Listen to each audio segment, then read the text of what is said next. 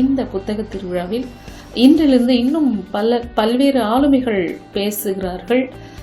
குறிப்பாக எழுத்தாளர் பாமரன் அவர்கள், எழுத்தாளர் ஸ்டாலின் குணசேகரன் அவர்கள், முனைவர் சிவராமன் அவர்கள், முனைவர் சங்கர சரவணன் அவர்கள், அதை போலவே தொல்லியல் அறிஞராக இருக்கக்கூடிய, அதனுடைய இயக்குநராக இருக்கக்கூடிய அமர்நாத் ராமகிருஷ்ணன் அவர்களும், திரைப்பட இயக்குநராக இருக்கக்கூடிய மாரி செல்வராஜ் போன்ற பெரும் ஆளுமைகள் ஒவ்வொரு நாளும் மாலை 6 மணிக்கு கலந்து கொண்டு தங்களுடைய கருத்துக்களை கூற இருக்கின்றார்கள். எல்லோரும் நீங்கள் வாருங்கள். நம்முடைய குழந்தைகளை, நம்முடைய சமூகத்தை, நம்முடைய வருங்கால சந்ததியை ஒரு அறிவார்ந்த சமூகமாக வளர்த்தெடுக்க வேண்டிய ஒரு சூழல் இருக்கின்றது. அதற்கு இந்த புத்தக திருவிழா, இந்த புத்தகங்கள் நிச்சயம் உதவி செய்யும். ஒவ்வொரு நாளும் மாலை 6 மணிக்கு எழுத்தாளர்கள் கலந்து கொள்கிறார்கள்.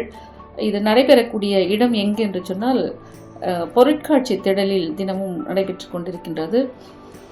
அதை போலவே பல்வேறு அரங்கங்களில் புத்தகங்கள் வைக்கப்பட்டிருக்கின்றன. குடும்பத்தோடு வாருங்கள், புத்தகங்களை வாங்கி செல்லுங்கள்.